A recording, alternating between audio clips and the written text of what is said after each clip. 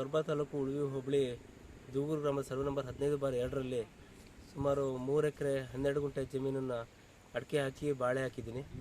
ಅದು ಸುಮಾರು 15 ದಿವಸಗಳಿಂದ ಈ ಉಳುವಿ ಹೋಬಳಿ ಪೂರ್ತಿ ಕಾಡಾನೆಗಳ ಹಾವಳಿ ಜಾಸ್ತಿ ಆಗಿದೆ. ಕಾಡಾನೆಗಳನ್ನು ಬೆನ್ನತ್ತಲಿಕ್ಕೆ ಅರಣ್ಯ ಇಲಾಖೆಯವರು ಪ್ರಯತ್ನ ಪಡ್ತಾ ಇದ್ದಾರೆ. ಆದರೆ ಅವರಿಂದ ಯಾವುದೇ ರೀತಿ ಪ್ರಯತ್ನಗಳು ವಿಫಲ ಆಗ್ತಾ ಇದೆ. ನಿನ್ನೆ 3-4 ದಿವಸಗಳಿಂದ ದುಗ್ಗೂರು ಕಾಡಲ್ಲಿ ಆನೆಗಳು ಬೀಡು ಬಿಟ್ಟಿದ್ದು ಅವುಗಳನ್ನು ಕಂಟ್ರೋಲ್ ಮಾಡೋಕ್ಕೆ ಯಾರಿಂದನೂ ಸಾಧ್ಯ ಆಗ್ತಾ ಇಲ್ಲ. ಅದು 2 ದಿವಸಗಳಿಂದ ನಮ್ಮ ತೋಟಕ್ಕೆ ಹಾನಿ ಮಾಡ್ತಾನೇ ಇದೆ. ಮೊನ್ನೆ ನನ್ನ ಪಕ್ಕದ ದೇವಿದಾಸ್ ಅನ್ನೋರ ಪ್ಲಾಟಿಗೆ ನುಗ್ಗಿ ಅಲ್ಲಿರೋ ಬಾಳೆನ ಹಾನಿ ಮಾಡಿದೆ. ನಿನ್ನೆ ಕೂಡ ನನ್ನ ಬೇಲಿ ಮತ್ತು ತಂತಿ ಬೇಲಿ ಹಾಗೂ ಸುಮಾರು ಬಾಳೆ ಗಿಡಗಳನ್ನು ಹಾನಿ ಮಾಡಿದೆ.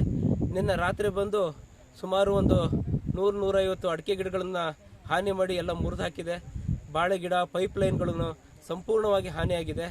ಇದಕ್ಕೆ ಯಾವುದೇ ರೀತಿ ನಾವು ಪ್ರಾಬ್ಲಮ್ಗಳನ್ನು ಸಾಲ್ವ್ ಮಾಡೋದು ಯಾವ ಥರ ಅಂತೇಳಿ ಗೊತ್ತಾಗ್ತಾ ಇಲ್ಲ.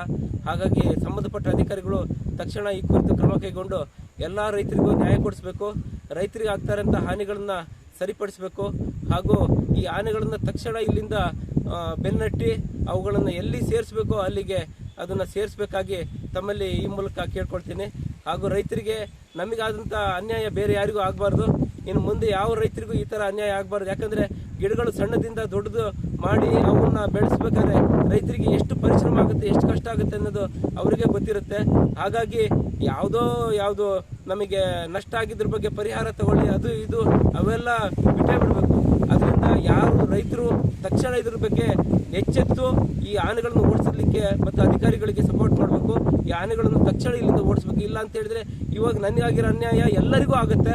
ಹಾಗಾಗಿ ಈ ಕಾಡಲ್ಲಿರೋ ಆನೆಗಳನ್ನು ಓಡಿಸೋಕ್ಕೆ ಕ್ರಮ ತೆಗೆದುಕೊಳ್ಬೇಕಂತ ನಾನು ಕೇಳ್ಕೊಳ್ತೀನಿ. ಹೆಸರು ನನ್ನ ಹೆಸರು ಪ್ರಶಾಂತ್ ಜಿ. ನಾನು ವಕೀಲ ವೃತ್ತಿ ಮಾಡ್ತಾ ಇದ್ದೀನಿ. ಸೊರಬದಲ್ಲಿ ಉಳುವಿ ವಾಸಿಯಾಗಿದ್ದೀನಿ.